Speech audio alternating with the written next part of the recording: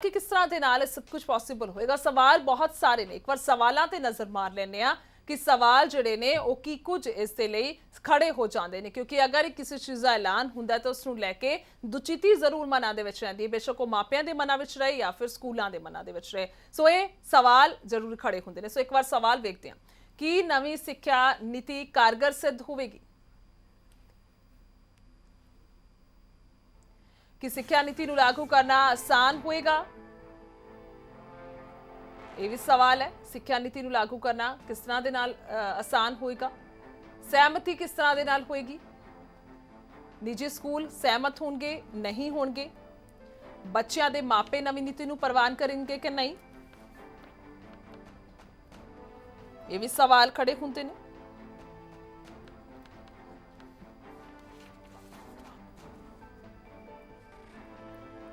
नवी सिक्ख्या नीति ਨੂੰ लागू करना कितना का आसान होएगा, बच्चों ਨੂੰ किनिया मुश्किल आउणगियां, अध्यापकों की गल करिए या फिर स्कूलों की गल करिए तो वो किस तरह के नाल इत्थे नाल खड़े हो सकणगे सरकार दे। एक बार ग्राफिक के जरिए समझने की थोड़ी जी कोशिश करते हैं कि आखिरकार सारा मसला की हैगा। स्कूलों के लिए सरकार के आदेश आए ने, स्कूल ट्यूशन फीस ही लै सकणगे, सिर्फ ट्यूशन फी लै सकणगे, ऑनलाइन क्लासां की फीस लई जावे, यानी कि जिहड़ी ऑनलाइन क्लासां ने उन्हां दी फीस जिहड़ी है वो लई जावे, दाखला फीस, वर्दी अते किसी होर तरह की फीस ना लई जावे, transport fees, cess charge, building charge ना लिया जावे, इस तरह के कोई चार्जिज नहीं ले जाणगे, फीस विच देरी ते स्कूल नहीं करेगा कार्रवाई, यानी कि अगर फीस विच देरी होएगी तो स्कूल कोई कार्रवाई नहीं कर सकता, अध्यापकों को पूरी तनख्वाह होएगी, पूरी तनख्वाह मिलेगी अध्यापकों को। सो फीसा आनगियां तो तनख्वाह भी दी जा सकती है, किते ना किते सरकार का मनना ही है। स्कूल अपने मुलाजमां नूं कट नहीं सकता, यानी कि फायर नहीं कर सकता, टर्मीनेट नहीं कर सकता, तनख्वाह कट्टण वाले स्कूलों ते कार्रवाई होएगी। सो जिहड़े स्कूल तनख्वाह कट्टणगे उन्हां ते कार्रवाई होएगी। स्कूल दे वल्लों निगरानी दे लई कमेटी बना दी गई है।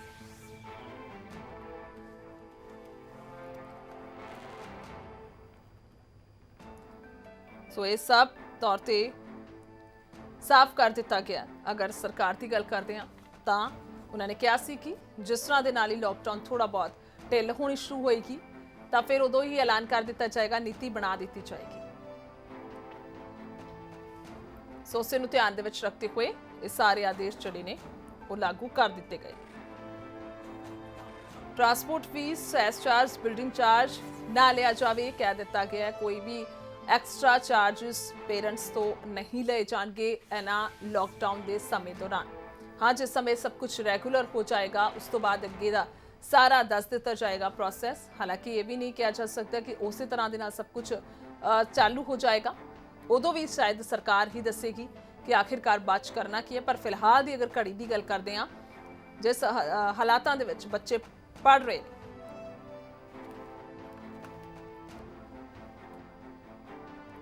तो सरकार वालों निगरानी के लिए कमेटी बनाई गई है। तो सरकार स्कूलों के लिए आदेश कर चुकी है किस तरह के नाल स्कूल जिहड़े ने बच्चों के मापियां दे नाल अगे काम करनगे या फिर उन्हां तक पहुँच करनगे, किस तरह के नाल चार्जिस लगणगे वो साफ कर दिता गया सरकार के वलों।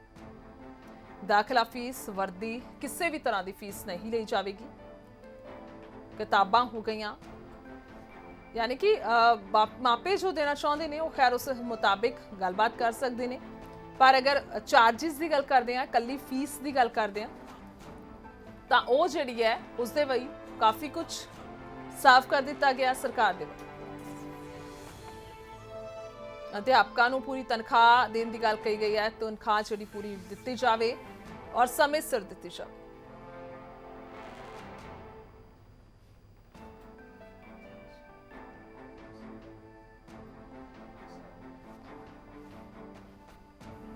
तनख्वाह कट्टण वाले स्कूलों ते कार्रवाई होगी। सरकार वालों निगरानी के लिए कमेटी हैगी है। सो वड्डा सवाल इत्थे खड़ा हुंदा कि पॉलिसी या नीति की गल करिए तो सरकार बना देंदी है, पर उसनूं लागू किस तरह दे नाल हो पाएगा ये भी जाणांगे जरूर। क्योंकि वड्डा मसला यही हैगा किस तरह दे नाल सारी पॉसिबिलिटी है, यानी कि कितना कुछ कारगर साबित होएगा। सो कितना कारगर साबित हुंदा इस दी चर्चा दे लई साडे कोल कुछ मेहमान जिहड़े ने खास मौजूद ने। सब तो पहला इन्हां दा स्वागत करदे हां Rimple Midha ji, member of state commission for protection child right यानी कि बच्चों के पक्ष दे लई साडे नाल मौजूद रहणगे। Jagjit Singh president federation of associations of private school यानी कि प्रधान प्राइवेट स्कूल वो साडे नाल चर्चा दे विच मौजूद रहणगे। कमलदीप सिंह पंजाब पेरेंट्स मापे यानी कि मापियां दा की कुछ इत्थे पक्ष हैगा उस दे लई साडे नाल मौजूद रहणगे। बहुत बहुत स्वागत है सब दा। प्रतपाल सिंह जी कांग्रेस पार्टी तो मौजूद ने गलबात करन लई और फौरी सोफर जी आम आदमी पार्टी तो बुलारा साडे नाल मौजूद ने गलबात दे लई। सो सब तो पहला अगर गल करिए तां मसला जिहड़ा बेहद ही गंभीर हैगा। सब तो पहला अगर जगजीत सिंह जी मैं तुहाडे कोल आवां तां की कुछ असीं सब तो पहला समझिए कि स्कूलों के लिए जो आदेश आ चुके ने तुहाडा इस ते पहला पक्ष की कुछ होएगा? जी सब तो पहले तो जी ਜਿਹੜੇ ਇਹ ਆਇਆ ਫੈਸਲਾ ਕੱਲ ਰਾਤ ਤੇ ਉਹ ਅਜੇ ਆਫੀਸ਼ੀਅਲੀ ਸਾਡੇ ਕੋਲ ਆਉਣਾ ਬਾਕੀ ਹੈਗਾ ਜੀ। ਪਰ ਜਿੰਨਾ ਸਾਨੂੰ ਪ੍ਰਾਪਤ ਹੋਇਆ ਉਸ ਦੇ ਮੁਤਾਬਕ ਅਸੀਂ ਇਸ ਫੈਸਲੇ ਨਾਲ ਬਿਲਕੁਲ ਵੀ ਸਹਿਮਤ ਨਹੀਂ ਹੈਗੇ। ਜੇਕਰ ਅਸੀਂ ਪੇਰੈਂਟਸ ਦੇ ਪੱਖ ਤੋਂ ਦੇਖੀਏ ਤਾਂ ਮੈਂ ਕਾਫੀ ਹੱਦ ਤੱਕ ਸਹਿਮਤ ਹਾਂ, ਕਿਉਂਕਿ ਅਸੀਂ ਚਾਹੁੰਦੇ ਹਾਂ ਵੀ ਇਸ ਦੌਰ ਦੇ ਵਿੱਚ ਪੇਰੈਂਟਸ ਦਾ ਵੀ ਖਿਆਲ ਰੱਖਣਾ ਬਣਦਾ, ਪਰੰਤੂ ਉਸ ਦੇ ਨਾਲ ਨਾਲ ਜਿਹੜੇ ਸਕੂਲਾਂ ਵਿੱਚ ਅਧਿਆਪਕ ਕੰਮ ਕਰਦੇ ਨੇ, ਜਿਹੜੇ ਡਰਾਈਵਰਸ ਤੇ ਕੰਡਕਟਰਸ ਕੰਮ ਕਰਦੇ ਨੇ, ਪੀਐਨਸ ਕੰਮ ਕਰਦੇ ਨੇ, ਉਹਨਾਂ ਦਾ ਵੀ ਖਿਆਲ ਰੱਖਣਾ ਬਣਦਾ। ਮੈਂ ਇਸ ਸਟੇਜ ਦੇ ਉੱਤੋਂ ਇਸ ਤਰ੍ਹਾਂ ਨਹੀਂ ਹੈ ਵੀ ਮੈਂ ਇਕੱਲੇ ਸਕੂਲਾਂ ਦੇ ਹੱਕਾਂ ਦੀ ਗੱਲ ਕਰਾਂਗਾ, ਮੈਂ ਸਾਰੇ ਵਰਗਾਂ ਨੂੰ ਮੁੱਖ ਰੱਖ ਕੇ ਕਹਿ ਰਿਹਾ ਵੀ ਫੈਸਲਾ ਬਿਲਕੁਲ ਵੀ ਠੀਕ ਨਹੀਂ ਹੈਗਾ, ਢੁਕਵਾਂ ਨਹੀਂ ਹੈਗਾ। ਉਸ ਦਾ ਕਾਰਨ ਹੈ ਪਹਿਲਾਂ ਤਾਂ ਇਹ ਫੈਸਲਾ ਆਇਆ ਬਹੁਤ ਦੇਰੀ ਨਾਲ ਹੈ। ਤਕਰੀਬਨ ਪੰਜਾਬ ਸਟੇਟ ਪਹਿਲੀ ਸਟੇਟ ਸੀਗੀ ਜਿਸ ਨੇ ਸਭ ਤੋਂ ਪਹਿਲਾਂ ਰੋਕ ਲਾਈ ਸੀ। 22 ਤਰੀਕ ਨੂੰ ਲਾਕਡਾਊਨ ਸੀ, 23 ਤਰੀਕ ਨੂੰ ਇਹ ਰੋਕ ਲੱਗ ਗਈ ਸੀ। ਉਸ ਤੋਂ ਉਪਰੰਤ ਸਭ ਤੋਂ ਲੇਟ ਫੈਸਲਾ ਸਰਕਾਰ ਨੇ ਇਹ ਦਿੱਤਾ। ਔਰ ਅਗਲੀ ਗੱਲ ਜਿਹੜੀ ਹੈਗੀ ਹੈ, ਇਹ ਸਰਕਾਰ ਦੇ ਅਖਤਿਆਰ ਦੇ ਵਿੱਚ ਹੀ ਨਹੀਂ ਹੈਗਾ ਸਾਨੂੰ ਕਿਸੇ ਗੱਲ ਤੋਂ ਇਸ ਤਰ੍ਹਾਂ ਦੀ ਤੋਂ ਰੋਕਣਾ। ਅਸੀਂ ਆਪ ਆਪਣੇ ਆਪ ਜ਼ਿੰਮੇਵਾਰ ਹਾਂ। ਜਿਹੜੇ ਪੇਰੈਂਟਸ ਨੇ ਸਾਡੇ ਨਾਲ ਜੁੜੇ ਹੋਏ ਨੇ, ਜਿਹੜੇ ਬੱਚੇ ਪੜ੍ਹ ਰਹੇ ਨੇ ਉਹ ਸਾਡੇ ਬੱਚੇ ਨੇ, ਇਸ ਲਈ ਉਹਨਾਂ ਦੇ ਹਿੱਤਾਂ ਦਾ ਖਿਆਲ ਸਾਡਾ ਖੁਦ ਦਾ ਰੱਖਣਾ ਬਣਦਾ ਸੀ।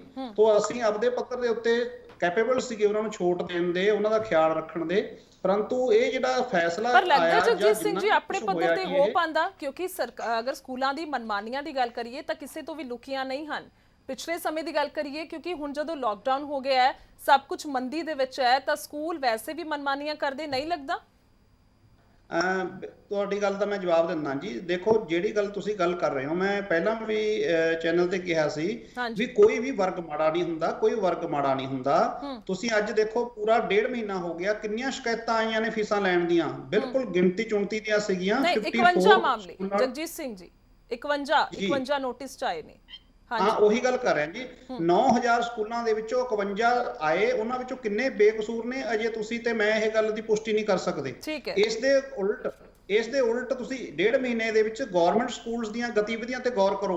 ਉਹਨਾਂ ਨੇ ਪੈਰਲਲ ਸਾਨੂੰ ਰੋਕਾਂ ਲਾਈਆਂ, ਉਹਨਾਂ ਨੇ ਪੈਰਲਲ ਸਿਸਟਮ ਚਲਾਏ, ਸਾਡਾ ਡਾਟਾ ਲੀਕ ਕੀਤਾ, ਸਾਡੇ ਬੱਚਿਆਂ ਨੂੰ ਕੱਲੇ ਨੂੰ ਫੋਨ ਕੀਤਾ ਗਿਆ, ਜਿਹੜੀਆਂ ਬੰਦਸ਼ਾਂ ਸਰਕਾਰੀ ਅਧਿਆਪਕਾਂ ਤੇ ਨਹੀਂ ਲੱਗੀਆਂ ਉਹ ਸਾਡੇ ਤੇ ਲਗਾਈਆਂ ਗਈਆਂ। ਇਹ ਸਾਰੀ ਸਥਿਤੀ ਨੂੰ ਪੂਰਾ ਵਾਚ ਕੀਤਾ ਜਾਵੇ ਤਾਂ ਤੁਹਾਨੂੰ ਸਮਝ ਆ ਜਾਊਗਾ ਵੀ ਇਹ ਫੈਸਲਾ ਲੋਕ ਹਿੱਤਾਂ ਲਈ ਨਹੀਂ ਲਿਆ ਗਿਆ। ਇਹ ਸਿਰਫ ਔਰ ਸਿਰਫ ਜਿਹੜਾ ਹੈਗਾ ਇੱਕ ਰਾਜਨੀਤਿਕ ਫੈਸਲਾ, ਖੁਸ਼ ਕਰਨ ਲਈ ਫੈਸਲਾ ਇਹ, ਤੇ ਉਹ ਵੀ ਨਹੀਂ ਕਰ ਪਾਉਣਗੇ। ਉਹਦਾ ਕਾਰਨ ਇਹ ਹੈ ਜਿਹੜਾ ਫੈਸਲਾ ਹੁਣ ਆਇਆ ਰਾਤ, ਉਸ ਦੇ ਨੂੰ ਤੁਸੀਂ ਪੜੋਗੇ ਤੁਹਾਨੂੰ ਖੁਦ ਨੂੰ ਸਮਝ ਨਹੀਂ ਲੱਗੇਗਾ ਵੀ ਇਹ ਫੈਸਲਾ ਹੈ ਕੀ ਹੈ।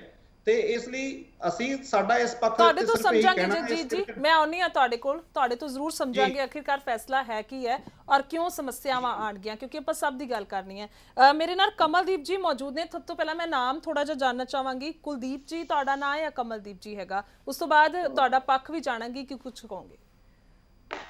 ਸਤਿ ਸ਼੍ਰੀ ਅਕਾਲ ਜੀ, ਮੇਰਾ ਨਾਮ ਕਮਲਦੀਪ ਸਿੰਘ ਹੈ, ਮੈਂ ਪੇਰੈਂਟਸ ਐਸੋਸੀਏਸ਼ਨ ਪ੍ਰੈਜ਼ੀਡੈਂਟ ਹਾਂ, ਮਾਪਿਆਂ ਦੀ ਨੁਮਾਇੰਦਗੀ ਕਰਦਾ ਜੀ। ਜੀ ਤੁਹਾਡੇ ਤੋਂ ਜਾਣਾਂਗੇ ਮਾਪੇ, ਕਿਉਂਕਿ ਮਾਪਿਆਂ ਦੀ ਗੱਲ ਕਰੀਏ ਇਸ ਵੇਲੇ ਹਾਲਾਂਕਿ ਸਭ ਸਮੱਸਿਆਵਾਂ ਦੇ ਵਿੱਚ ਨੇ, ਪਰ ਜਿਨ੍ਹਾਂ ਦੇ 2-2 3-3 ਬੱਚੇ ਨੇ ਸਮਝ ਸਕਦੇ ਆ ਕਿੰਨੀਆਂ ਜ਼ਿਆਦਾ ਮੁਸ਼ਕਿਲ ਆਉਣਗੀਆਂ ਜੇ 2-3 ਮਹੀਨੇ ਦੇ ਇਕੱਠੇ ਫੀਸ ਉਹਨਾਂ ਨੂੰ ਅਦਾ ਕਰਨੀ ਪਏਗੀ।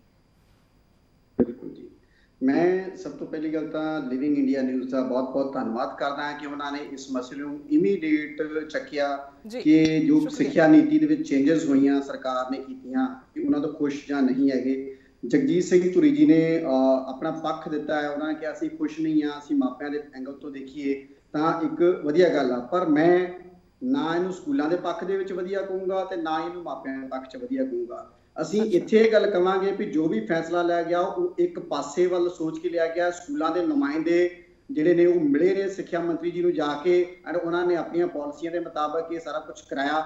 ਮਾਪਿਆਂ ਦਾ ਪੱਖ ਸਿੱਖਿਆ ਮੰਤਰੀ ਜੀ ਵੱਲੋਂ ਸੁਣਿਆ ਹੀ ਨਹੀਂ ਗਿਆ। ਬਹੁਤ ਸਾਰੀਆਂ ਪੇਰੈਂਟ ਐਸੋਸੀਏਸ਼ਨਸ ਨੇ, ਜਿਸ ਤਰ੍ਹਾਂ ਅਸੀਂ ਵੀ ਨੁਮਾਇੰਦਗੀ ਕਰ ਰਹੇ ਹਾਂ, ਤਾਂ ਮਾਪਿਆਂ ਨੂੰ ਸੁਣਨਾ ਬਹੁਤ ਜ਼ਰੂਰੀ ਸੀ। ਉਹਦੇ ਵਿੱਚ ਮੈਂ ਇੱਕ ਚੀਜ਼ ਇਹ ਦੱਸਣਾ ਚਾਹੁੰਦਾ ਕਿ ਉਹ ਕਿਸ ਤਰੀਕੇ ਨਾਲ ਇਹ ਮਾਪਿਆਂ ਦੀ ਫੇਵਰ ਦੇ ਵਿੱਚ ਨਹੀਂ ਹੈਗਾ, ਕਿਉਂਕਿ ਜਿਸ ਦੀ ਨੀਤੀ ਦੀ ਗੱਲ ਕੀਤੀ ਗਈ ਕਿ ਸਕੂਲ ਓਨਲੀ ਟਿਊਸ਼ਨ ਫੀਸ ਹੀ ਲੈ ਸਕਦੇ ਨੇ। ਮੈਂ ਤੇ ਬੜੀ ਕਲੀਅਰ ਇਸ ਚੈਨਲ ਤੋਂ ਕਰਨਾ ਚਾਹੁੰਦਾ, ਸ਼ਾਇਦ ਸਕੂਲਾਂ ਵਾਲੇ ਭੁੱਲ ਚੁੱਕੇ ਨੇ ਕਿ ਜਦੋਂ ਇਹਨਾਂ ਨੇ ਅਫੀਲੀਏਸ਼ਨ ਲਈ ਸੀ ਤੇ ਅਫੀਲੀਏਸ਼ਨ ਬਾਇਲਾਜ਼ ਹੁੰਦੇ, ਹਰ ਚੀਜ਼ ਦੇ ਇੱਕ ਰੈਗੂਲੇਸ਼ਨਸ ਬੋਡੀ ਨੇ ਅੰਡਰ ਦੇ ਬਾਇਲਾਜ਼ ਹੁੰਦੇ ਨੇ, ਉਹਦੇ ਮੁਤਾਬਕ ਸਾਨੂੰ ਕੰਮ ਕਰਨਾ ਹੁੰਦਾ। ਸਾਡੀ ਜਿਹੜੀ ਸਿੱਖਿਆ ਨੀਤੀ ਹੈ ਜਾਂ ਸਾਡੇ ਜਿਹੜੇ ਅਫੀਲੀਏਸ਼ਨ ਬਾਇਲਾਜ਼ ਨੇ ਉਹ ਸਾਫ਼-ਸਾਫ਼ ਕਹਿੰਦੇ ਨੇ ਕਿ schools only take a tuition fees, no other charges. ਠੀਕ ਹੈ, ਜਿਹੜੇ ਚਾਰजेस ਇਹਨਾਂ ਨੇ ਆਪਣੀ ਮਨਮਰਜ਼ੀ ਨਾਲ ਸਟਾਰਟ ਕੀਤੇ ਹੋਏ ਨੇ, ਜਿਹਨੂੰ annual charges, building fund, people fund, computer fees, science fees, library fees, ਫਲਾਂ ਨੰਬਰ ਆਫ ਫੰਡਸ ਨੇ ਜਿਹੜੇ ਲੋਕਾਂ ਦੀ ਸਮਝ ਦੇ ਵਿੱਚ ਵੀ ਨਹੀਂ ਹੈਗੇ, ਉਹ ਇਹਨਾਂ ਨੇ ਆਪ ਮਾਰੇ ਸਟਾਰਟ ਕੀਤੇ ਨੇ। ਇਹਨਾਂ ਨੂੰ ਕਿਸੇ ਵੀ ਜਗ੍ਹਾ ਤੋਂ ਅਪਰੂਵਲ ਨਹੀਂ ਹੈ, ਚਾਹੇ CBSE ਨੂੰ ਪੁੱਛ ਲਓ, ਚਾਹੇ ਪੰਜਾਬ ਸਕੂਲ ਐਜੂਕੇਸ਼ਨ ਬੋਰਡ ਨੂੰ ਪੁੱਛ ਲਓ ਤੇ ਚਾਹੇ ICSE ਬੋਰਡ ਨੂੰ ਪੁੱਛ ਲਓ। ਸੋ ਇਹ ਓਨਲੀ ਟਿਊਸ਼ਨ ਫੀਸ ਪਹਿਲਾਂ ਵੀ ਲੈ ਸਕਦੇ ਸੀਗੇ। ਇਸ ਕਰਕੇ ਅਸੀਂ ਇਸ ਜਿਹੜੇ ਫੈਸਲੇ ਦਾ ਕੋਈ ਵੈਲਕਮ ਨਹੀਂ ਕਰਦੇ, ਕਿਉਂਕਿ ਇਹਦੇ 'ਚ ਕੋਈ ਵੱਡੀ ਜਿਹੜਾ ਵਾ ਉਹ ਉਹਨਾਂ ਨੇ ਡਿਸੀਜਨ ਨਹੀਂ ਦਿੱਤਾ। ਦੂਜਾ ਚੀਜ਼ ਮੈਂ ਇੱਥੇ ਕਲੀਅਰ ਕਰਨੀ ਚਾਹੁੰਦਾ ਇੱਥੇ ਇਹ ਕਿ ਟਿਊਸ਼ਨ ਫੀਸ ਦਾ ਮਤਲਬ ਕੀ ਹੈਗਾ ਕਿ ਉਹ ਉਦੋਂ ਗਿਣੀ ਜਾਂਦੀ ਕਿ ਸਕੂਲ ਦਾ ਕਿਹੜਾ ਇਨਫਰਾਸਟ੍ਰਕਚਰ ਯੂਜ਼ ਹੋ ਰਿਹਾ, ਸਾਰੇ ਨੂੰ ਲੈ ਕੇ ਉਹਦੀ ਕਾਸਟ ਦੇ ਮੁਤਾਬਕ ਟਿਊਸ਼ਨ ਫੀਸ ਜਿਹੜੀ ਆ ਡਿਸਾਈਡ ਕੀਤੀ ਜਾਂਦੀ ਵੀ ਅਸੀਂ ਪਰ ਬੱਚੇ ਕੋਲੋਂ ਕਿੰਨੀ ਲਵਾਂਗੇ ਤੇ ਐਕਸਪੈਂਸ ਜਿਹੜੇ ਨੇ ਬੇਅਰ ਹੋਣਗੇ। ਪਰ ਇਸ ਮੌਕੇ ਤੇ ਮੈਂ ਕਲੀਅਰ ਕਰਨਾ ਚਾਹੁੰਦਾ ਕਿ ਐਵਰੇਜ ਮੈਂ ਲੈਣਾ ਹੈ ਕਿ ਇੱਕ ਐਵਰੇਜ ਬੱਚੇ ਦੀ ਜਿਹੜੇ ਸਕੂਲ ਪ੍ਰਾਈਵੇਟ ਨੇ ਉਹਨਾਂ ਦੀ ਇੱਕ 3000 ਰੁਪਇਆ ਪਰ ਮੰਥ ਦੀ ਫੀਸ ਹੁੰਦੀ ਹੈ। ਐਂਡ ਇੱਕ ਕਲਾਸ ਦੇ ਵਿੱਚ ਸੈਕਸ਼ਨ ਦੇ ਮੁਤਾਬਕ ਜੋ ਗਵਰਨਮੈਂਟ ਦੀਆਂ ਸੈਕਸ਼ਨ ਦੇ ਮੁਤਾਬਕ 40 ਬੱਚੇ ਹੁੰਦੇ ਨੇ। ਸੋ ਇੱਕ ਕਲਾਸ ਦੇ ਬੱਚਿਆਂ ਕੋਲੋਂ ਅਗਰ ਫੀਸ ਦੀ ਗੱਲ ਕਰੀਏ ਟੋਟਲ ਕੈਲਕੂਲੇਸ਼ਨ 1,20,000 ਬਣ ਜਾਂਦੀ ਹੈ। ਸੋ 1,20,000 ਮੈਂ ਦੇਖਦਾ ਇੱਕ ਸੈਕਸ਼ਨ ਤੋਂ ਆ ਤੇ ਇਹ ਐਵਰੇਜ ਮੈਂ ਲੈਣਾ, ਮੈਂ ਕੋਈ ਪਾਰਟਿਕੂਲਰ ਫਿਗਰ ਨਹੀਂ ਲਗਾ ਰਿਹਾ। 2000 ਬੱਚਾ ਹਰ ਸਕੂਲ ਦੇ ਵਿੱਚ ਐਵਰੇਜ ਹੈਗਾ। ਸੋ 2000 ਬੱਚੇ ਨਾਲ ਮੈਂ ਗੱਲ ਕਰਾਂ ਤਾਂ 60 ਲੱਖ ਰੁਪਈਆ ਇੱਕ ਮਹੀਨੇ ਦੀ। ਪਰ ਸਵਾਲ ਇੱਥੇ ਵੱਡੇ ਨੇ, ਮੈਂ ਨਾ ਥੋੜਾ ਜਿਹਾ ਕਲੀਅਰ ਕਰਾਂ ਪਹਿਲਾਂ, ਤਾਈਓ ਮੈਂ ਤੁਹਾਡੀ ਗੱਲ 'ਚ ਮੈਂ ਗੱਲ ਕਰ ਸਕਦੀ ਹਾਂ। ਮੈਨੂੰ ਐਦਾਂ ਲੱਗਦਾ ਕਮਲਦੀਪ ਜੀ, ਕਿਉਂਕਿ ਮੈਂ ਇਸ ਵੇਲੇ ਖੁਦ ਹੀ ਕਲੀਅਰ ਨਹੀਂ ਹੈਗੀ ਕਿ ਚੀਜ਼ਾਂ ਕੀ ਕੁਝ ਨੇ। ਜੋ ਸਵਾਲ ਮੇਰੇ ਨੇ ਮੈਂ ਪ੍ਰਿਤਪਾਲ ਜੀ ਤੋਂ ਪੁੱਛਣਾ ਚਾਹਾਂਗੀ ਥੋੜਾ ਜਿਹਾ। ਪ੍ਰਿਤਪਾਲ ਜੀ, ਅਗਰ ਗੱਲ ਕਰਦੇ ਹਾਂ ਤਾਂ ਸਭ ਤੋਂ ਪਹਿਲਾਂ ਤਾਂ ਜੋ ਐਲਾਨ ਹੋਇਆ ਕਿ ਟਿਊਸ਼ਨ ਫੀ ਲਈ ਜਾਏਗੀ, ਫਿਰ ਐਲਾਨ ਇੱਕ ਇਹ ਵੀ ਹੈਗਾ ਕਿ ਜੋ ਆਨਲਾਈਨ ਕਲਾਸਾਂ ਜਿਹੜੀਆਂ ਲੱਗੀਆਂ ਨੇ ਉਸ ਦੀ ਫੀਸ ਲਈ ਜਾਏਗੀ। ਤੁਸੀਂ ਥੋੜਾ ਜਿਹਾ ਸਮਝਾ ਦਿਓ ਕਿ ਫੀਸ ਆਖਿਰਕਾਰ ਸਾਰੇ ਬੱਚਿਆਂ ਤੋਂ ਲਈ ਜਾਏਗੀ ਜਾਂ ਜਿਨ੍ਹਾਂ ਕੋਲ ਫੋਨ ਵੀ ਨਹੀਂ ਸੀਗੇ, ਉਹਨਾਂ ਨੇ ਆਨਲਾਈਨ ਕਲਾਸਾਂ ਨਹੀਂ ਲਗਾਈਆਂ, ਉਹ ਵੀ ਪੇ ਕਰਨਗੇ? ਦੇਖੋ ਮੈਮ, ਗੱਲ ਇਹ ਹੈ ਕਿ ਪਹਿਲਾਂ ਵੀ ਜਦੋਂ ਲਾਕਡਾਊਨ ਸਟਾਰਟ ਹੋਇਆ ਉਸ ਤੋਂ ਇਹ ਗੱਲ ਇਸ਼ੂ ਚੱਲਦੀ ਹੈ ਤੇ ਅਸੀਂ ਬਾਰ-ਬਾਰ ਇਹੀ ਗੱਲ ਆਖੀ ਹੈ ਕਿ ਡਿਊਰਿੰਗ ਕੋਵਿਡ ਅਗਰ ਕੋਈ ਸਕੂਲ ਐਸੀ ਗੱਲ ਹਰਕਤ ਕਰਦਾ ਹੈ, ਤੁਸੀਂ ਆਪ ਹੀ ਦੱਸ ਚੁੱਕੇ ਕਿ ਉਹਨਾਂ ਨੂੰ ਨੋਟਿਸ ਜਾਰੀ ਹੋਏ ਸੀ। ਕੱਲ ਜਿਹੜੀ ਨੀਤੀ ਆਈ ਆ ਉਦੋਂ ਪਹਿਲਾਂ ਕੈਪਟਨ ਅਮਰਿੰਦਰ ਸਿੰਘ ਹੁਣਾਂ ਨੇ 10ਵੀਂ ਤੱਕ ਦੇ ਬੱਚੇ ਸੀਗੇ ਜਿਹੜੇ ਉਹਨਾਂ ਨੂੰ ਪ੍ਰਮੋਟ ਕਰਤਾ ਗਿਆ on the pre board basis, ਤਾਂ ਜੋ ਜੇ ਅਗਰ ਇਹ ਕੋਵਿਡ ਲੰਬਾ ਸਮਾਂ ਚੱਲਿਆ 10ਵੀਂ ਦੀ ਪੜ੍ਹਾਈ ਅਫੈਕਟਡ ਨਾ ਹੋਵੇ ਉਸ ਨੂੰ ਚੱਲਦੇ ਹੋਏ। ਤੀਸਰੀ ਗੱਲ, ਜਿਹੜਾ ਇਹ ਫੈਸਲਾ ਲਿਆ ਗਿਆ ਹੋਇਆ ਕਿਉਂਕਿ ਮਾਪੇ ਸਾਰੇ ਹੀ ਹੁੰਦੇ ਨੇ ਤੇ ਹਰੇਕ ਹੀ ਉਸ ਚੀਜ਼ ਦੇ ਅਕੋਰਡਿੰਗਲੀ ਸੋਚਦਾ ਵਾ। ਟਿਊਸ਼ਨ ਫੀਸ ਦੀ ਗੱਲ ਇਸ ਲਈ ਕੀਤੀ ਗਈ ਹੈ, ਕਈ ਸਕੂਲਾਂ ਨੇ ਆਪਦੀ ਆਨਲਾਈਨ ਕਲਾਸਿਸ ਸ਼ੁਰੂ ਕਰਤੀਆਂ ਸੀਗੀਆਂ ਜਿੱਥੇ ਬੱਚੇ ਪੜ੍ਹਦੇ ਸੀਗੇ। ਉਹ ਕਹਿੰਦੇ ਕਿ ਸਾਡਾ ਰਾਈਟ ਬਣਦਾ ਜੇ ਪੇਰੈਂਟਸ ਉਸ ਫੈਸਿਲਿਟੀ ਨੂੰ ਅਵੇਲ ਕਰਦੇ ਪਏ ਨੇ ਤਾਂ ਸਾਡੇ ਟੀਚਰਸ ਪੜ੍ਹਾ ਵੀ ਰਹੇ ਨੇ ਤੇ ਲੰਮਾ ਸਮਾਂ ਉਹ 'ਚ ਕਲਾਸਿਸ ਲੈ ਵੀ ਰਹੇ ਨੇ, ਜੋ ਦੇਖਿਆ ਗਿਆ ਪਿਛਲੇ ਦਿਨਾਂ ਦੇ ਵਿੱਚ। ਉਸ ਦੇ ਲਈ ਪੰਜਾਬ ਸਕੂਲ ਐਜੂਕੇਸ਼ਨ ਬੋਰਡ ਵੱਲੋਂ ਕਈ ਚੈਨਲਸ ਦੇ ਉੱਪਰ ਇਹ ਰਿਲੇ ਵੀ ਕੀਤਾ ਜਾਂਦਾ, ਅਲੱਗ-ਅਲੱਗ ਸਬਜੈਕਟ ਦੀਆਂ ਕਲਾਸਾਂ TV ਤੇ ਵੀ ਚੱਲਦੀਆਂ ਨੇ, YouTube ਚੈਨਲਸ ਤੇ ਵੀ ਚੱਲਦੀਆਂ ਨੇ, ਰੇਡੀਓ ਸਟੇਸ਼ਨਸ ਤੇ ਵੀ ਚੱਲਦੀਆਂ। ਜੋ ਵੀ ਮਾਧਿਅਮ ਸਾਡੇ ਕੋਲ ਸੋਸ਼ਲ ਮੀਡੀਆ ਹੈਗਾ ਉਸ ਅਕੋਰਡਿੰਗਲੀ ਅਸੀਂ ਬੱਚਿਆਂ ਦਾ ਗਿਆਨ ਪਹੁੰਚਾਉਣ ਦੀ ਫ੍ਰੀ ਆਫ ਕਾਸਟ ਕੋਸ਼ਿਸ਼ ਕੀਤੀ ਹੈ। ਉਸ ਤੋਂ ਬਾਅਦ ਆ ਗਈ ਪ੍ਰਾਈਵੇਟ ਸਕੂਲਾਂ ਦੀ ਗੱਲ। ਪ੍ਰਾਈਵੇਟ ਸਕੂਲਸ ਨੇ ਆਪਦੇ ਲੈਵਲ ਤੇ ਕੀਤਾ, ਨੋ ਡਾਊਟ ਚੱਲਿਆ ਵੀ ਆ। ਐਂਬੈਸਡਰ ਆਫ ਹੋਪ ਦੇ ਵਿੱਚ ਵੀ ਬੱਚਿਆਂ ਨੇ ਹਿੱਸੇਦਾਰੀ ਲਈ ਆ, ਬਹੁਤ 1 ਲੱਖ ਤੋਂ ਅਬਵ ਐਂਟਰੀਜ਼ ਆਈਆਂ ਨੇ ਉਹਦੇ ਵਿੱਚ ਬੱਚਿਆਂ ਦੀਆਂ। ਹੁਣ ਟਿਊਸ਼ਨ ਫੀਸ ਤੇ ਆ ਕੇ ਗੱਲ ਰੁਕਦੀ ਆ। ਬਾਕੀ ਫੰਡ ਇਸੇ ਲਈ ਕਲੀਅਰ ਆਊਟ ਕਰਤੇ ਗਏ ਨੇ, ਜਿਹੜਾ ਸਕੂਲ ਟਿਊਸ਼ਨ ਫੀਸ ਉਹੀ ਚਾਰਜ ਕਰੂਗਾ ਜਿਹੜਾ ਆਨਲਾਈਨ ਐਜੂਕੇਸ਼ਨ ਆਪਦੇ ਬੱਚਿਆਂ ਨੂੰ ਪ੍ਰੋਵਾਈਡ ਕਰਵਾ ਰਿਹਾ। ਤੇ ਉਹਦੇ 'ਚ ਵੀ ਇਹ ਬਾਉਂਡੇਸ਼ਨ ਨਹੀਂ ਹੈਗੀ, ਜਿਹੜੇ ਮਾਪੇ ਨਹੀਂ ਹਜੇ ਦੇ ਸਕਦੇ ਤਾਂ ਉਹਨਾਂ ਦੇ ਬੱਚਿਆਂ ਤੇ ਜਾਂ ਉਸ ਮਾਪਿਆਂ ਤੇ ਕੋਈ ਵਾਧੂ ਬੋਝ ਨਹੀਂ ਪਾਇਆ ਜਾਊਗਾ। ਉਸ ਤੋਂ ਇਲਾਵਾ building fund, access, admission fees, ਵਰਦੀ fees, bus charges, mess charges, XYZ ਕੋਈ ਚਾਰਜ ਮਾਪਿਆਂ ਨੂੰ ਨਹੀਂ ਦੇਣਾ ਹੋਊਗਾ। ਉਹਦੇ 'ਚ ਇੱਕ ਹੋਰ ਕਲੀਅਰ ਕੀਤੀ ਗਈ ਹੈ ਕਿ ਸਕੂਲ 3-3 ਮਹੀਨਿਆਂ ਦੀਆਂ ਕਿਸ਼ਤਾਂ ਦੇ ਵਿੱਚ ਲੈਂਦੇ ਸੀਗੇ ਪੈਸੇ, ਤਾਂ ਉਹ ਵੀ ਮਾਪੇ ਚਾਹੁਣ ਤਾਂ 1-1 ਮਹੀਨੇ ਦੀ ਦੇ ਸਕਦੇ ਨੇ, ਕੋਈ ਬਾਉਂਡੇਸ਼ਨ ਨਹੀਂ। ਜਿਹੜੇ ਸਕੂਲ ਐਜੂਕੇਸ਼ਨ ਆਨਲਾਈਨ ਪ੍ਰੋਵਾਈਡ ਕਰਦੇ ਪਏ ਉਹ ਫੀਸਾਂ ਲੈਣ ਦੇ ਹੱਕਦਾਰ ਨਹੀਂ ਹਨ ਜੀ। ਉਸ ਤੋਂ ਬਾਅਦ ਬਾਕੀ ਚੀਜ਼ਾਂ ਤੇ ਅੱਜ ਮੈਂ ਇਸ ਚੀਜ਼ ਤੇ ਵੀ ਆ ਕਿ ਜੇ ਕਿਸੇ ਨੂੰ ਕੋਈ ਵਾਧੂ ਜਾਣਕਾਰੀ ਚਾਹੀਦੀ ਹੈ ਜਾਂ ਕੋਈ ਇਸ ਚੀਜ਼ ਦੇ ਨਾਲ ਤੰਗ ਪਰੇਸ਼ਾਨ ਹੁੰਦਾ, ਅਸੀਂ ਡੀਓਸ ਦੇ ਨੰਬਰ ਨੇ ਜਿਹੜੇ ਸਾਡੇ ਡਿਸਟ੍ਰਿਕਟ ਐਜੂਕੇਸ਼ਨ ਅਫਸਰ ਨੇ ਹਰ ਜ਼ਿਲ੍ਹੇ ਦੇ ਵਿੱਚ, ਉਹਨਾਂ ਦੇ ਨੰਬਰ ਵੀ ਜਾਰੀ ਹੋਏ ਨੇ। ਤੁਸੀਂ ਉਹਨਾਂ ਨਾਲ ਕਿਸੇ ਵੇਲੇ ਵੀ ਸੰਪਰਕ ਕਰ ਸਕਦੇ ਹੋ। ਅਗਰ ਤੁਹਾਨੂੰ ਇਸ ਚੀਜ਼ ਦੇ ਵਿੱਚ ਕੋਈ ਨੀਤੀ ਦੇ ਵਿੱਚ ਪ੍ਰੋਬਲਮ ਆ ਰਹੀ ਹੈ, ਤੁਹਾਨੂੰ ਓਵਰਚਾਰਜ ਕੀਤਾ ਜਾ ਰਿਹਾ, ਤੇ ਅਸੀਂ ਇਹ ਵੀ ਸਕੂਲਾਂ ਨੂੰ ਰਿਕੁਐਸਟ ਕੀਤੀ ਹੈ ਕਿ ਜਿਹੜੀ ਤੁਸੀਂ ਹਰੇਕ ਸਾਲ 5% ਟਿਊਸ਼ਨ ਫੀਸ ਦੇ ਵਿੱਚ ਵਾਧਾ ਕਰਦੇ ਹੋ, ਉਹ ਵੀ ਇਸ ਵਾਰ ਨਾ ਕੀਤਾ ਜਾਵੇ। ਤੇ ਸੈਕੰਡਰੀ ਜਿਹੜੇ ਸਕੂਲ ਉਦੋਂ ਬਾਅਦ ਫੀਸਾਂ ਲੈ ਰਹੇ ਨੇ ਤੇ ਬਾਕੀ ਨੇ ਉਹ ਐਜੂਕੇਸ਼ਨ, ਕਿਉਂਕਿ ਇਸ ਵੇਲੇ ਡਿਜ਼ਾਸਟਰ ਮੈਨੇਜਮੈਂਟ ਐਕਟ ਲੱਗਿਆ ਹੋਇਆ ਤੇ ਪ੍ਰਧਾਨ ਮੰਤਰੀ ਜੀ ਵੀ ਬਾਰ-ਬਾਰ ਅਪੀਲ ਇਹੀ ਕਰ ਚੁੱਕੇ ਨੇ ਤੇ ਜੋ ਉਹਨਾਂ ਦੀਆਂ ਗਾਈਡਲਾਈਨਸ ਆਈਆਂ ਕਿ ਜਿਹੜੇ ਵੀ ਸਕੂਲ ਟੀਚਿੰਗ ਸਟਾਫ ਆ, ਨਾਨ ਟੀਚਿੰਗ ਸਟਾਫ ਆ, ਕਿਉਂਕਿ ਦੇਖੋ ਜਿਹੜੇ ਅਦਾਰੇ ਨੇ ਬਹੁਤ ਪੁਰਾਣੇ ਨੇ ਜੀ, ਸક્ષਮ ਅਦਾਰੇ ਨੇ, ਰੁਪਈਏ 4 ਰੁਪਏ ਹੈਗੇ ਨੇ ਇਸ ਵੇਲੇ ਆਪਦਾ ਦੀ ਘੜੀ ਆ, ਹਿੰਦੁਸਤਾਨ ਦਾ ਸਾਥ ਦੇਣਾ ਚਾਹੀਦਾ ਵਾ, ਪਰ ਅਸੀਂ ਤਾਂ ਮੰਗ ਸੀਗੀ ਸਾਡੀ ਕਿ ਸੈਂਟਰ ਤੋਂ ਕੋਈ ਰਿਲੀਫ ਪੈਕੇਜ ਸਾਰਿਆਂ ਲਈ ਦਿੱਤਾ ਜਾਵੇ।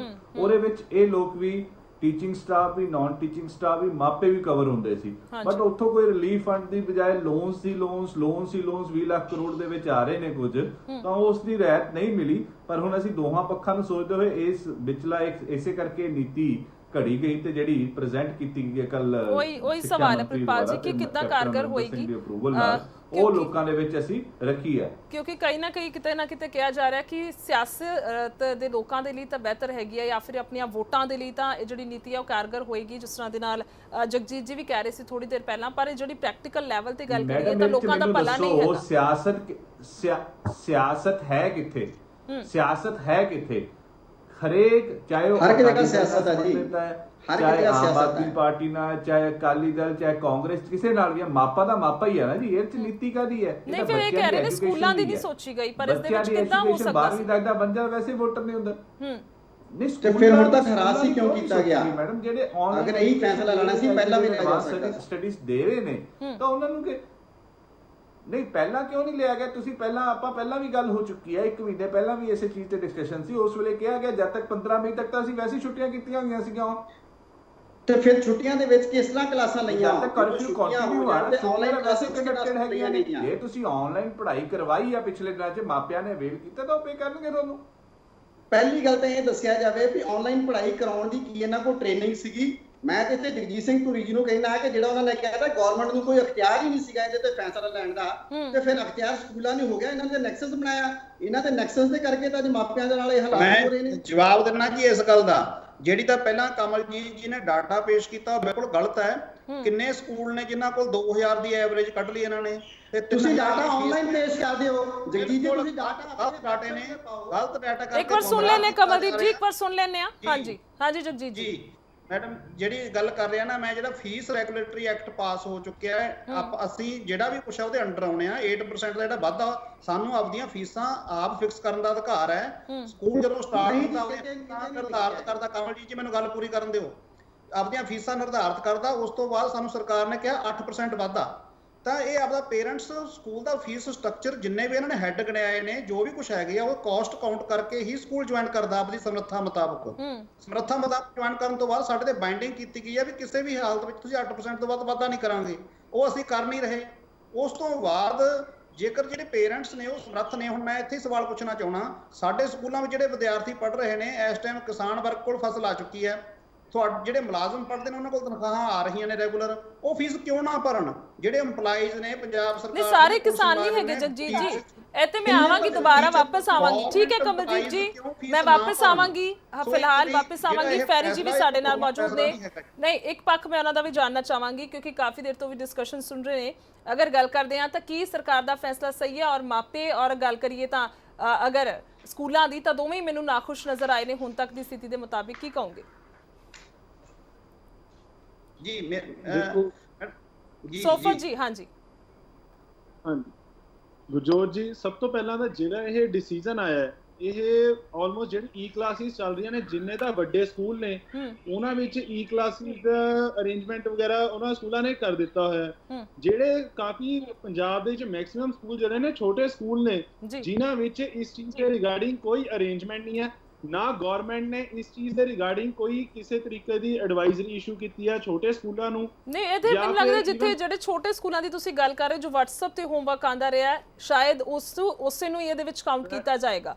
ਹਰ ਰੋਜ਼ ਜਿਹੜਾ ਹੋਮਵਰਕ ਆ ਰਿਹਾ WhatsApp ਤੇ ਨਾ, ਹਾਂਜੀ, ਉਹ ਜਿਹੜੇ WhatsApp ਦੇ ਉੱਤੇ ਵੀ ਹੋਮਵਰਕ ਆ ਰਹੇ ਨੇ, ਉਹ ਜਿਹੜੇ ਨੇ ਵੱਡੇ ਸਕੂਲ ਜਿਹੜੇ ਨੇ, ਜਿਹੜੇ ਤਾਂ ਟੈਕਨੋਲੋਜੀ ਨੂੰ ਲੈ ਕੇ ਥੋੜੇ ਬਹੁਤ ਮਤਲਬ ਧਿਆਨ 'ਚ ਰੱਖਦੇ ਨੇ ਟੈਕਨੋਲੋਜੀ, ਉਹ ਤਾਂ ਇਸ ਚੀਜ਼ ਦੇ ਉੱਤੇ ਈ ਕਲਾਸਿਸ ਸਟਾਰਟ ਕੀਤੀਆਂ ਹੋਈਆਂ ਨੇ ਜਾਂ WhatsApp ਦੇ ਉੱਤੇ ਹੋਮਵਰਕ ਵਗੈਰਾ ਬੱਚਿਆਂ ਨੂੰ ਦੇ ਰਹੇ ਨੇ।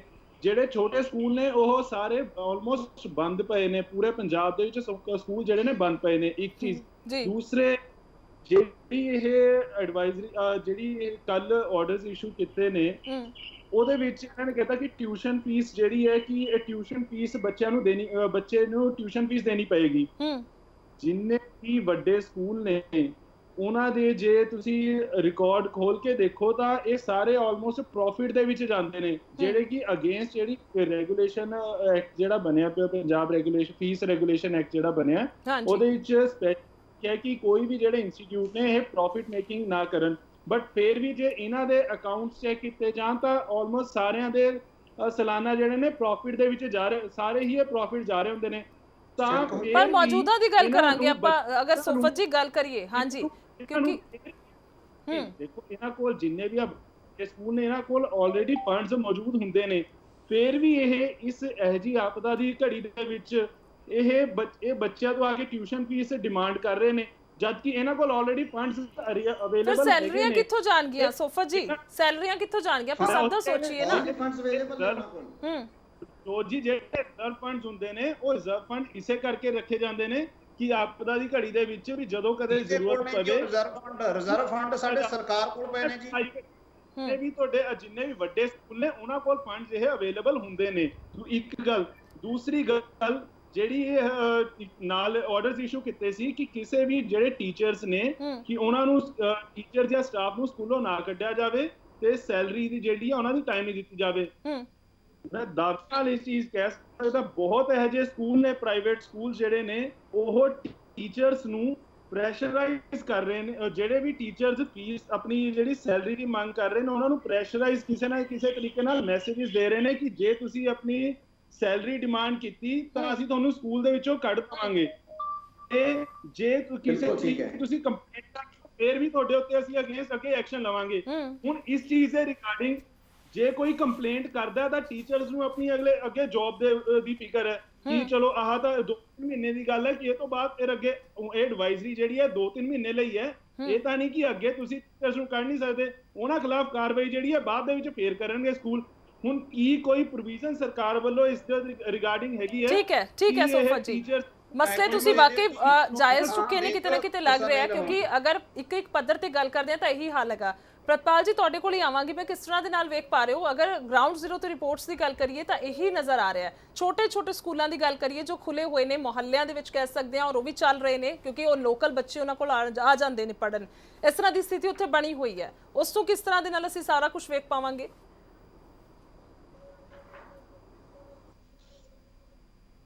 ਮੇਜਰਲੀ ਜਿਹੜੇ ਸક્ષਮ ਪਰਿਵਾਰ ਆ ਉਹੀ ਪ੍ਰਾਈਵੇਟ ਸਕੂਲਾਂ ਕੰਨੀ ਮੂਵ ਕਰਦੇ ਨੇ। ਸੈਕੰਡਲੀ, ਗਵਰਨਮੈਂਟ ਨੇ ਆਪਦੀਆਂ ਪਾਲਿਸੀਆਂ ਬਣਾਈਆਂ ਹੋਈਆਂ ਨੇ। ਇਸ ਵੇਲੇ ਨੈਸ਼ਨਲ ਡਿਜ਼ਾਸਟਰ ਐਕਟ ਲਾਗੂ ਆ ਤੇ ਜੋ ਫੈਸਲੇ ਲਏ ਜਾ ਰਹੇ ਨੇ ਸਰਕਾਰ ਵੱਲੋਂ ਉਹ ਸੈਂਟਰ ਦੀਆਂ ਗਾਈਡਲਾਈਨਸ ਦੇ ਅਕੋਰਡਿੰਗਲੀ ਲਏ ਜਾ ਰਹੇ ਨੇ। ਇਸ ਪੰਜਾਬ ਸਰਕਾਰ ਨੇ ਜੋ ਫੈਸਲਾ ਲਿਆ, ਦਿੱਲੀ ਹਾਈ ਕੋਰਟ ਦਾ ਇੱਕ ਆਰਡਰ ਸੀ, ਉਹਦੇ ਅਧੀਨ ਹੀ ਜਿਹੜੇ ਦਿੱਲੀ ਦੇ ਸਕੂਲਾਂ ਨੂੰ ਡਾਇਰੈਕਸ਼ਨਸ ਹੋਈ ਹੈ, ਸੁਪਰੀਮ ਕੋਰਟ 'ਚ ਇਸ਼ੂ ਪਹੁੰਚਣ ਵਾਲਾ, ਉਸ ਅਕੋਰਡਿੰਗਲੀ ਮੁੱਖ ਰੱਖਦੇ ਹੋਏ ਇਹ ਫੈਸਲੇ ਲਏ ਗਏ ਨੇ। ਹੁਣ ਗੱਲ ਇਹ ਹੈ ਕਿ ਜਿਹੜੇ ਅਸੀਂ ਤਾਂ ਆਪਦੇ ਸਰਕਾਰੀ ਤੌਰ ਤੇ ਟੈਲੀਵਿਜ਼ਨ ਟਾਟਾ ਸਕਾਈ ਹੋਏ, ਫਾਸਟਵੇ ਹੋਏ, XYZ ਚੈਨਲਸ ਹੋਣ, ਜਿੰਨੇ ਵੀ ਸਾਡੇ ਸੋਰਸ ਆਫ ਮੀਡੀਅਮ ਸੀ ਅਸੀਂ ਉਹਨਾਂ ਨੇ ਚਾਲੂ ਕੀਤਾ। ਨਹੀਂ ਹੈਗਾ YouTube ਚੈਨਲ ਆ, ਨਹੀਂ ਹੈਗਾ ਰੇਡੀਓ ਚੈਨਲ ਹੈ। ਹਰੇਕ ਪ੍ਰਕਾਰ ਨਾਲ ਪੰਜਾਬ ਸਰਕਾਰ ਨੇ ਲੋਕਾਂ ਨੂੰ ਸਹਾਇਤਾ ਦੇਣ ਦੀ ਕੋਸ਼ਿਸ਼ ਕੀਤੀ ਹੈ ਕਿ ਬੱਚੇ ਉਸ ਅਕੋਰਡਿੰਗਲੀ ਉਹ ਬੋਰ ਨਾ ਹੋਣ। ਹੋਪ ਆਫ ਐਂਬੈਸਡਰ ਵੀ ਇਸੇ ਲਈ ਚਲਾਈ ਗਈ ਸੀ ਕਿ ਬੱਚੇ ਜਿਹੜੇ ਲੰਮੇ ਸਮੇਂ ਤੋਂ ਘਰਾਂ ਦੇ ਵਿੱਚ ਡੱਕੇ ਪਏ ਨੇ, ਉਦਾਸ ਹੋ ਰਹੇ ਨੇ, ਉਹਨਾਂ ਲਈ ਇੱਕ ਨਵਾਂ ਪਲੇਟਫਾਰਮ ਸਾਡੇ ਮੰਤਰੀ ਜੀ ਨੇ ਕ੍ਰੀਏਟ ਕੀਤਾ ਜਿਹੜਾ ਪੂਰੇ ਨੇਸ਼ਨ ਦੇ ਵਿੱਚ ਬਹੁਤ ਵਧੀਆ ਉਹਦਾ ਰਿਸਪੌਂਸ ਮਿਲਿਆ ਤੇ ਬਾਕੀ ਸਟੇਟਾਂ ਨੇ ਵੀ ਉਹਨੂੰ ਕੀਤਾ ਗਿਆ। ਹੁਣ ਟਿਊਸ਼ਨ ਫੀਸ ਤੇ ਆ ਕੇ ਗੱਲ ਕਿ ਜਿਨ੍ਹਾਂ ਨੇ ਵੀ ਆਨਲਾਈਨ ਸਟੱਡੀ ਪੇਰੈਂਟਸ ਨੇ ਕਹੀ ਹੈ, ਉਹਨਾਂ ਨੇ ਐਡਮਿਟ ਕੀਤੀ ਹੈ, ਤਾਂ ਉਹ ਉਸ ਨੂੰ ਦੇ ਸਕਦੇ ਤੇ ਸਕੂਲ ਲੈ ਸਕਦੇ ਆ। ਉਦੋਂ ਅਬਵ ਦਾ ਐਂਡ ਜਿਹੜਾ 7% ਦੀ ਹੁਣੇ ਗੱਲ ਹੋਈ ਹੈ ਰੈਗੂਲੇਟਰੀ ਫੀਸ ਕਮਿਸ਼ਨ ਬਣਾਈ, ਮੈਂ ਉਹੀ ਗੱਲ ਆਖੀ ਹੈ, ਮੰਤਰੀ ਜੀ ਨੇ ਉਹ ਵੀ ਕਲੀਅਰ ਕੀਤਾ ਕਿ ਅਸੀਂ ਸਕੂਲਾਂ ਨੂੰ ਬੇਨਤੀ ਕਰਦੇ ਹਾਂ ਕਿ ਯਾਰ ਉਹ ਇੰਕਰੀਮੈਂਟ ਨਾ ਕੀਤਾ ਜਾਵੇ। ਉਦੋਂ ਬਾਅਦ ਅਗਰ ਕੋਈ ਰਿਲੈਕਸੇਸ਼ਨ ਆਉਣੀ ਹੈ ਉਹ ਸੈਂਟਰ ਗਵਰਨਮੈਂਟ ਵੱਲੋਂ ਆਉਣੀ ਹੈ, ਕਿਉਂਕਿ CBSE ਬੋਰਡ ਦੇ ਇਹ ਮੋਸਟਲੀ ਪ੍ਰਾਈਵੇਟ ਸਕੂਲ ਪਾਰਟ ਨੇ, ਪੰਜਾਬ ਐਜੂਕੇਸ਼ਨ ਬੋਰਡ ਦੇ ਨਾਲ ਸੰਬੰਧਿਤ ਰੱਖਦੇ ਨੇ। ਪੰਜਾਬ ਐਜੂਕੇਸ਼ਨ ਬੋਰਡ ਕਲੀਅਰ ਕਰ ਚੁੱਕਿਆ, CBSE ਬੋਰਡ ਕਲੀਅਰ ਕਰ ਚੁੱਕਿਆ। ਹੁਣ ਕੋਈ ਨਵੀਂ ਗਾਈਡਲਾਈਨਸ ਆਉਣਗੀਆਂ ਉਹ ਸੈਂਟਰ ਦੀ ਪਰ ਉਸ ਦੇ ਵਿੱਚ ਹੀ ਕਾਫੀ ਸਮੱਸਿਆਵਾਂ, ਜਿਸ ਤਰ੍ਹਾਂ ਦੇ ਨਾਲ ਫੰਡ ਦੀ ਗੱਲ ਹੋ ਰਹੀ, ਪ੍ਰਿਤਪਾਲ ਜੀ ਉਸ ਦੇ ਬਾਰੇ ਕੀ ਕਹੋਗੇ? ਜਗਜੀਤ ਜੀ ਕਹਿ ਰਹੇ ਨੇ ਉਹ ਸਾਡੇ ਸਰਕਾਰ ਦੇ ਕੋਲ ਪਏ ਹੁੰਦੇ ਨੇ, ਉਸ ਦੇ ਵਿੱਚੋਂ ਅਸੀਂ ਵਰਤ ਸਕਦੇ ਹਾਂ ਪੈਸਾ। ਮੈਡਮ ਫੰਡਸ ਬੇਸਿਕਲੀ ਹਾਂਜੀ ਬੇਸਿਕਲੀ ਇਹ ਹੈ ਕਿ ਜਦੋਂ ਜੂਨ ਜੁਲਾਈ ਦੀਆਂ ਛੁੱਟੀਆਂ ਹੁੰਦੀਆਂ ਉਦੋਂ ਵੀ ਪ੍ਰਾਈਵੇਟ ਸਕੂਲ ਫੀਸ ਚਾਰਜ ਕਰਦੇ ਨੇ। ਹਾਂਜੀ ਇਸ ਵੇਲੇ 15 ਮਈ ਤੱਕ ਤੇ 17 ਮਈ ਤੱਕ ਵੈਸੀ ਛੁੱਟੀਆਂ ਨੇ ਤੇ ਮਾਰਚ ਵਾਲੀ ਸੈਲਰੀਜ਼ ਇਹਨਾਂ ਨੇ ਡਿਲੀਵਰ ਕਰਤੇ ਵੀ ਮਾਰਚ ਤੱਕ ਦੀ ਪੇਮੈਂਟ ਲੈ ਚੁੱਕੇ ਸੀ। ਉਸ ਤੋਂ ਬਾਅਦ ਐਕਸਟੈਂਸ਼ਨ ਹੋਣੀ ਸੀ। ਹੁਣ ਦੇਖਿਆ ਜਾਵੇ ਅੱਗੇ ਜਾ ਕੇ ਸਕੂਲਾਂ ਦੀਆਂ ਛੁੱਟੀਆਂ ਤੇ ਅਸੀਂ ਕੀ ਫੈਸਲਾ ਲੈਂਦੇ ਆ, ਅੱਗੇ ਕਰਾਂਗੇ ਕਿ ਨਹੀਂ ਕਰਾਂਗੇ, ਉਹ ਐਡ ਆਨ ਹੋਣਗੀਆਂ ਕੀ ਹੋਣਗੀਆਂ ਇਹ ਆਉਣ ਵਾਲੇ ਦਿਨਾਂ ਦੇ ਵਿੱਚ ਕਲੀਅਰ ਕਰਤਾ। ਪਿਛਲੇ ਸਾਲ ਦੇ ਵੀ ਬਕਾਏ ਨੇ ਰਿਜ਼ਰਵ ਫੰਡ ਦਾ ਪਾਰਟ ਹੈਗਾ ਵਾ। ਹਾਂਜੀ ਹਾਂਜੀ ਜਗਜੀਤ ਜੀ ਪਿਛਲੇ ਸਾਲ ਦੇ ਫੀਸਾਂ ਦੇ ਬਹੁਤ ਬਕਾਏ ਪਏ ਨੇ ਜੀ। ਹਾਂਜੀ ਨਵਜੋਤ ਜੀ, ਮੈਂ ਇੱਥੇ ਕਲੀਅਰ ਕਰਨਾ ਚਾਹੁੰਦਾ ਕਿ ਸਭ ਤੋਂ ਪਹਿਲੀ ਗੱਲ ਤਾਂ ਮੈਂ ਇੱਥੇ ਤੁਹਾਨੂੰ ਇੱਕ ਲੈਟਰ ਦਿਖਾਉਣੀ ਚਾਹੁੰਦਾ।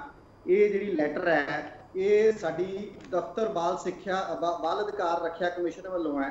ਇਹਦੀ ਇੱਕ ਕੰਪਲੇਂਟ ਕੀਤੀ ਗਈ ਸੀ ਮੇਰੇ ਵੱਲੋਂ ਪਰਸਨਲੀ। ਮੈਂ ਇੱਥੇ ਮਤਲਬ ਦੱਸਣਾ ਚਾਹੁੰਦਾ ਕਿ ਜਿਹੜੀਆਂ ਆਨਲਾਈਨ ਕਲਾਸਾਂ ਲਈਆਂ ਜਾ ਰਹੀਆਂ ਇਹ ਹਿਊਮਿਲੇਸ਼ਨ ਆਫ ਚਾਈਲਡ ਹੈ, ਕਿਉਂਕਿ ਜਿਹਦੇ ਤਹਿਤ ਉਹਨਾਂ ਦੀ ਬਾਡੀ ਦੇ ਉੱਤੇ ਬਹੁਤ ਇਫੈਕਟ ਪੈਂਦੇ ਨੇ, ਰੇਡੀਏਸ਼ਨਸ ਨੇ, ਉਹਨਾਂ ਦੀ ਆਈ ਸਾਈਟਸ, ਉਹਨਾਂ ਦੇ ਈਅਰਸ, ਕਿਉਂਕਿ ਘੰਟਿਆਂ ਬੱਧੀ ਉਹ ਜਿਹੜੇ ਹੈਡਫੋਨਸ ਲਗਾਏ ਕੰਮ ਕਰਦੇ ਨੇ। ਐਂਡ 77 ਪੰਜਾਬ ਸਰਕਾਰ ਸਕੂਲ ਸਿੱਖਿਆ ਬੋਰਡ ਨੂੰ ਇਹਦੇ ਆਦੇਸ਼ ਹੋ ਚੁੱਕੇ ਨੇ ਕਿ ਇਹਦੇ ਤੇ ਸੋ ਨੋਟਿਸ ਲੈਂਦਿਆਂ ਹੋਣਾ ਹੈ ਕਿ ਕਾਰਵਾਈ ਕੀਤੀ ਜਾਵੇ, ਕਿਉਂਕਿ ਇਹ ਇੱਕ ਹਿਊਮਿਲੇਸ਼ਨ ਹੈ।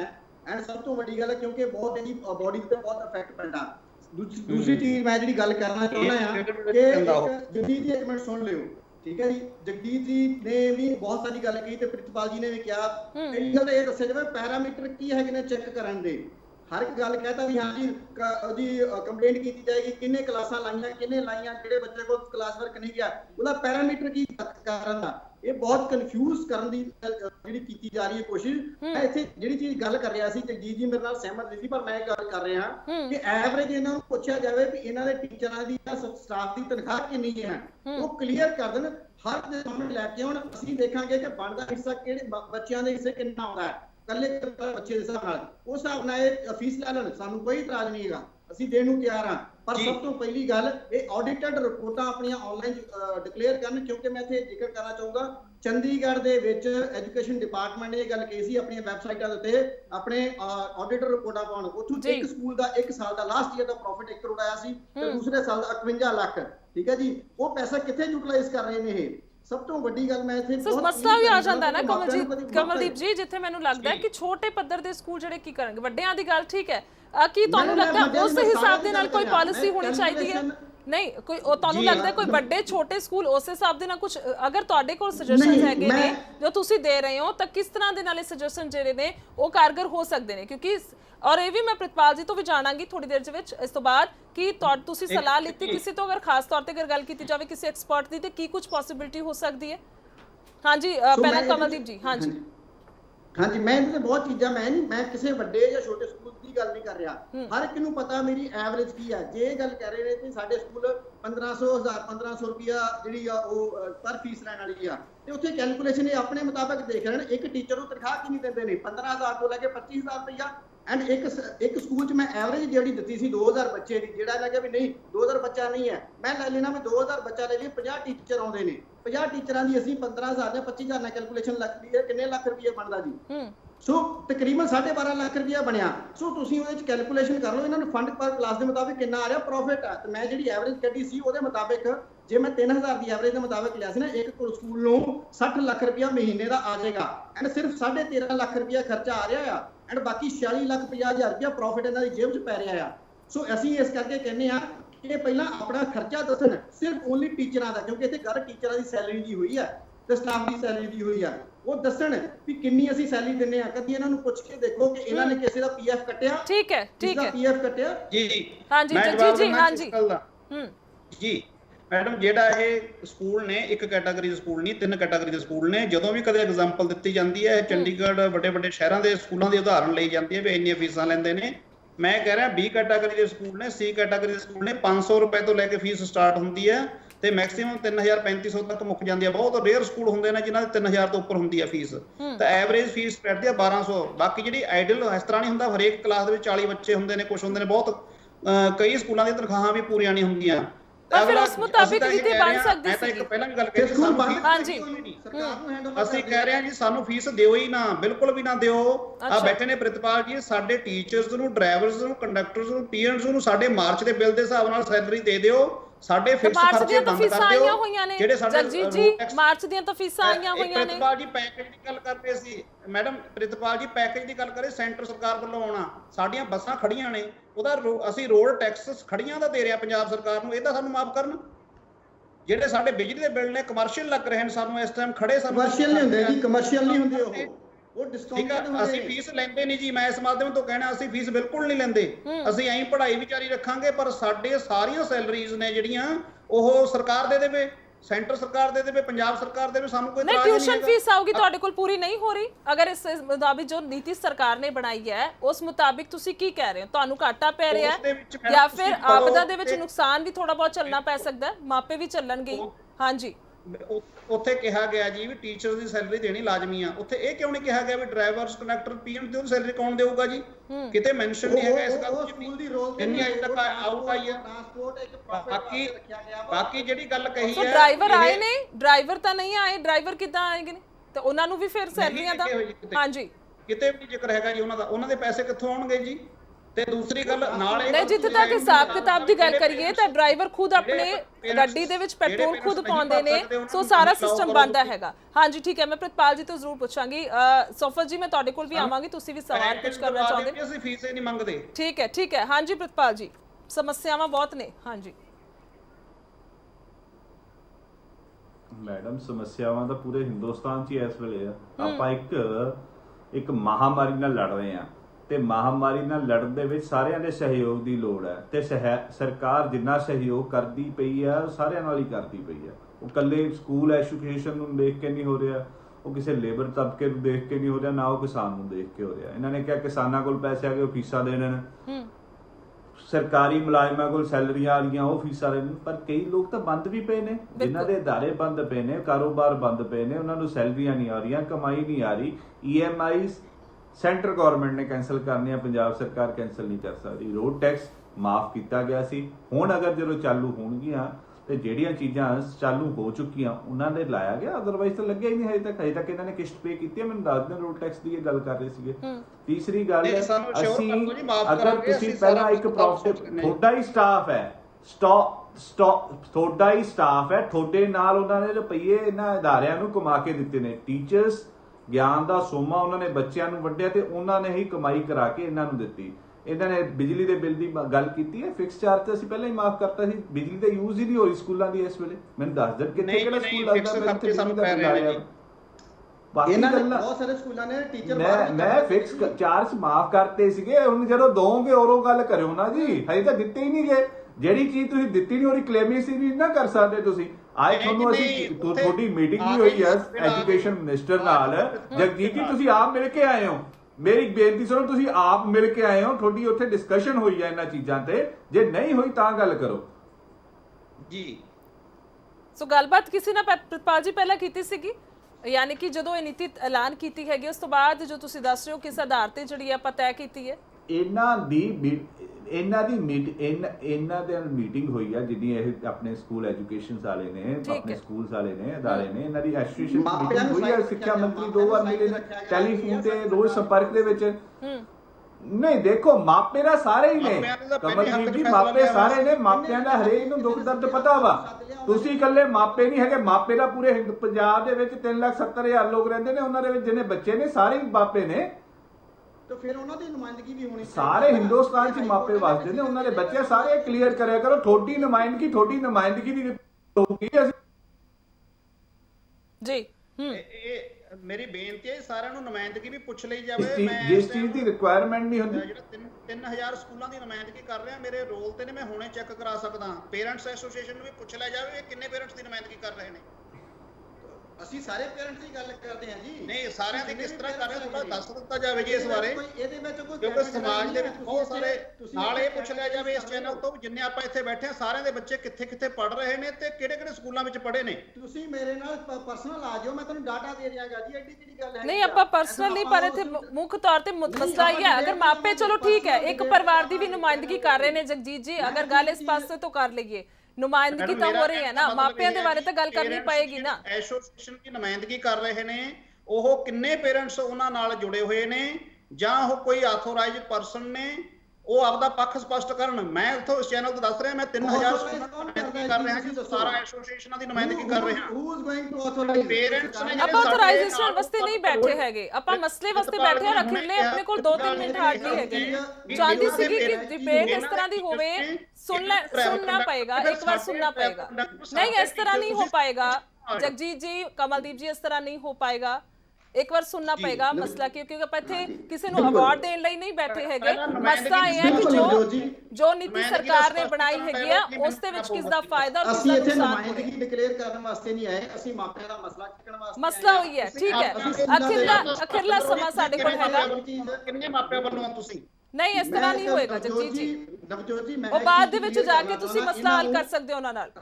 ਹਾਂਜੀ, ਉਹ ਬਾਅਦ ਦੇ ਵਿੱਚ ਜਾ ਕੇ ਮਸਲਾ ਹੱਲ ਕਰ ਸਕਦੇ ਹੋ ਕਿ ਇੱਥੇ ਜਿਹੜੇ ਸਕੂਲ ਨੇ ਇਹ ਆਪਣੀਆਂ ਪਬਲਿਸ਼ਰ ਦੀਆਂ ਕਿਤਾਬਾਂ ਚੱਲ ਕਰ ਰਹੇ ਨੇ, ਜਦ ਐਨਸੀਈਆਰਟੀ ਨਹੀਂ। ਜਦੋਂ ਤੁਹਾਡੇ ਨਾਲ ਜਗਜੀਤ ਜੀ ਗੱਲਬਾਤ ਹੋਈ ਹੈ ਤਾਂ ਫਿਰ ਆਬਜੈਕਸ਼ਨ ਕਿੱਥੇ ਆ ਰਹੀ ਹੈ? ਮੈਨੂੰ ਇਹ ਸਮਝਣ ਦੇ ਵਿੱਚ ਬੜੀ ਮੁਸ਼ਕਿਲ ਆ ਰਹੀ ਹੈ। ਜਦੋਂ ਦੱਸ ਰਹੇ ਨੇ ਪ੍ਰਿਤਪਾਲ ਜੀ, ਜਦੋਂ ਤੁਹਾਡੀ ਮੀਟਿੰਗ ਹੋਈ ਹੈਗੀ ਹੈ ਤੁਸੀਂ ਉੱਥੇ ਮੁੱਦੇ ਚੱਕੇ ਸੀਗੇ? ਅਸੀਂ ਦੱਸ ਕੀ ਮੰਗਿਆ ਸੀ? ਅਸੀਂ ਕਿਹਾ ਸੀ ਸਾਡੇ ਟਰਾਂਸਪੋਰਟੇਸ਼ਨ ਦੇ ਖਰਚ ਡੀਜ਼ਲ ਦੇ ਸਿਰਫ ਬਚ ਰਹੇ ਨੇ 30%। ਟਰਾਂਸਪੋਰਟੇਸ਼ਨ ਬੱਚਿਆਂ ਨੂੰ ਲੈ ਕੇ ਨਹੀਂ ਆਏ। ਹਾਂਜੀ ਬਿਲਕੁਲ ਤੁਹਾਡੀ ਗੱਲ ਸਹੀ ਆ ਜੀ। ਅਸੀਂ ਬੱਚਿਆਂ ਨੂੰ ਨਹੀਂ ਲੈ ਕੇ ਆਏ, ਸਾਨੂੰ ਟਰਾਂਸਪੋਰਟੇਸ਼ਨ ਫੀਸ ਨਾ ਦਿੱਤੀ ਜਾਵੇ, ਅਸੀਂ ਬੱਸਾਂ ਨਹੀਂ ਚਲਾਈਆਂ, ਸਾਡੇ ਰੋਡ ਟੈਕਸ ਮਾਫ ਕੀਤੇ ਜਾਣ, ਅਸੀਂ ਬਿਜਲੀ ਨਹੀਂ ਵਰਤੀ, ਸਾਡੀ ਬਿਜਲੀ ਮਾਫ ਕੀਤੀ ਜਾਵੇ। ਇੱਕ ਪਾਸਾ ਨਾ ਕੀਤਾ ਜਾਵੇ ਜੀ, ਦੋਨੇ ਪਾਸੇ ਇੱਕੋ ਸਿਧਾਂਤ ਹੋਣਾ ਚਾਹੀਦਾ। ਬਿਜਲੀ ਮਾਫ ਕਰੀ ਜਾਵੇ, ਬਿਜਲੀ ਵਰਤੀ ਨਹੀਂ ਹੈ, ਸਵਾਲ ਸਾਰਾ ਉੱਥੇ ਆ ਜਾਂਦਾ। ਜਿਹੜਾ ਬਿਜਲੀ ਉਹਦਾ ਸਿੱਖਿਆ ਨੀਤੀ ਨਾਲ ਕੋਈ ਲਿੰਕ ਨਹੀਂ ਹੈ, ਉਹਦਾ ਸਿੱਖਿਆ ਨੀਤੀ ਨਾਲ ਕੋਈ ਲਿੰਕ ਨਹੀਂ ਹੈ। ਠੀਕ ਹੈ, ਇਜਾਜ਼ਤ ਲੈਣੀ ਪਏਗੀ। ਸਭ ਦਾ ਧੰਨਵਾਦ ਹੈ, ਪ੍ਰਿਤਪਾਲ ਜੀ ਤੁਹਾਡਾ ਵੀ, ਸੋਫਾ ਜੀ ਤੁਹਾਡਾ ਵੀ, ਕਮਲਦੀਪ ਜੀ ਤੁਹਾਡਾ ਵੀ, ਔਰ ਜਗਜੀਤ ਜੀ ਤੁਹਾਡਾ ਵੀ। ਸੋ ਮਸਲਾ ਬੇਹੱਦ ਗੰਭੀਰ ਹੈਗਾ। ਸਿੱਖਿਆ ਨੀਤੀ ਬਣਾ ਦਿੱਤੀ ਗਈ, ਸੋ ਇਸ ਨੂੰ ਕਿਸ ਤਰ੍ਹਾਂ ਦੇ ਨਾਲ ਕਾਰਗਰ ਸਾਬਿਤ ਕੀਤਾ ਜਾਏਗਾ, ਇੰਪਲੀਮੈਂਟ ਜਦੋਂ ਹੋਏਗਾ ਉਹ ਵੇਖਣ ਵਾਲੀ ਗੱਲ ਹੋਏਗੀ। ਪਰ ਸਰਕਾਰ ਨੇ ਇੱਕ ਵਾਰ ਐਲਾਨ ਕਰ ਦਿੱਤਾ ਹੈ, ਪਰ ਕੋਈ ਵੀ ਮਾਪਾ ਜਿਹੜਾ ਹੈ ਉਹ ਟਰਾਂਸਪੋਰਟ ਦੀ ਫੀਸ, ਐਡਮਿਸ਼ਨ ਫੀਸ, ਬਿਲਡਿੰਗ ਦੇ ਚਾਰजेस, एक्स्ट्रा चार्जेस कोई पेयर नहीं करेगा। सिर्फ तो सिर्फ तुसी ट्यूशन फी यानी कि 1 महीने की जिहड़ी एक बच्चे की तुहाडी जिहड़ी फीस जानी सीगी सिर्फ उही अदा करनी है। जेकर कोई स्कूल अजिहा करदा तां तुसी शिकायत कर सकते हो।